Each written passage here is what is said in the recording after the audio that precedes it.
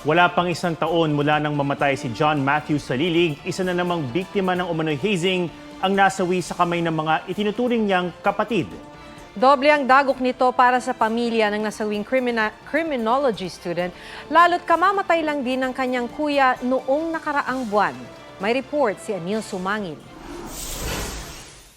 Puno ng pasa at namamaga ang puwitan, maraming paso sa katawan, sugat-sugat ang binti, wala ng buhay. Ganyan dinatnan ng kanyang live-in partner ng 25 anyos na criminology student na si Aldrin Leary Bravante. Si Aldrin sumalang umano sa initiation rites ng Tau Gamma Phi Fraternity sa Quezon City.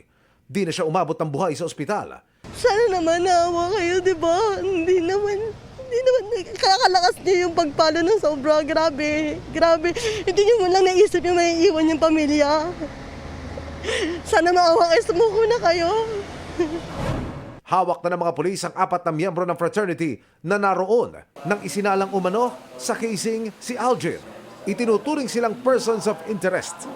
Kabilang sa kanila ang 2 nagsugod kay Aldrin sa ospital.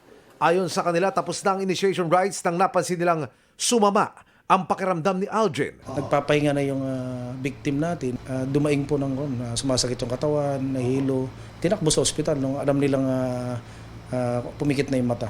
Di bababa sa 10 iba pa ang hinahanap. Sa abandonadong gusali sa barangay Santo Domingo kung saan isinagawa ang initiation rites, nakuha ang mga upos ng sigarilyo at ilang bote ng mineral water. Ang mga nakatira malapit doon wala raw alam sa mga pangyayari. Meron naman mga fraternity, hindi naman nila sasabihin sa tao ng bayan na maghihisi kami rito. Ang akala namin, syempre, nagiinuman lang. Ang naririnig namin, yung sound system lang. Labis ang hinagpis ng pamilya ni Aldrin, lalo't kamamatay lang din ng kanyang kuya sa isang aksidente noong nakaraang buwan. Aldrin, magkasama na kayo na kuya mo. Mahal na mahal ko kayo eh.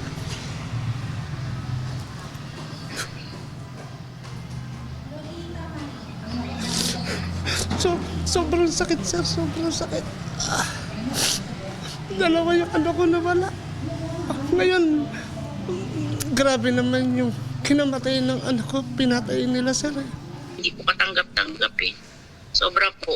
Sa nakita ko pong inabot, grabe po, sobra.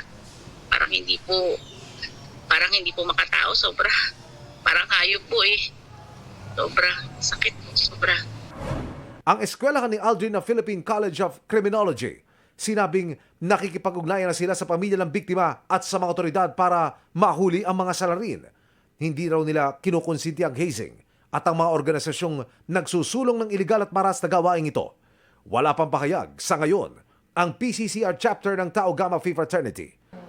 Emil Sumangil, nagbabalita para sa GMA Integrated News.